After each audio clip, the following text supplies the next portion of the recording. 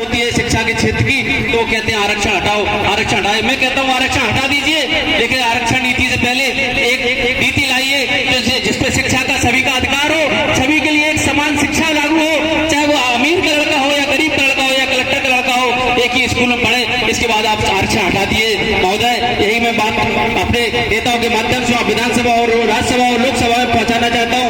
मैं जानना चाहता हूँ, जब भी वहाँ योजना आयोग में लोग बैठे हुए होते हैं, हम लोगों के हितों की बात करते हैं, हमारे हित के लिए योजनाएं बनाई जाती हैं, तो क्या कारण है कि हमारा हित नहीं हो पाता है?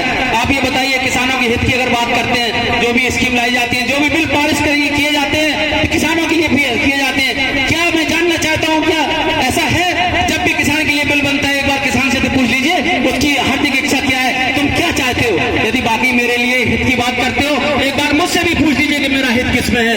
क्या मान लीजिए मुझे शुगर की एक बीमारी है और आप कहते हैं आइए भाई साहब, मैंने आपके लिए बहुत अच्छे पकवान बनाए हैं, पूरी सब्जी और खीर, और आप खाइए, इसमें बहुत महंगी है, लेकिन समझ तो लीजिए भाई साहब, क्या शुगर की बीमारी वाले के लिए ये हित की बात है पूरी सब्जी खिला रहे? अरे मेरे लिए तो सूखी रोटी और प्याज के टुकड़ा दे दीजिए, हमारा पेट भर जाएगा।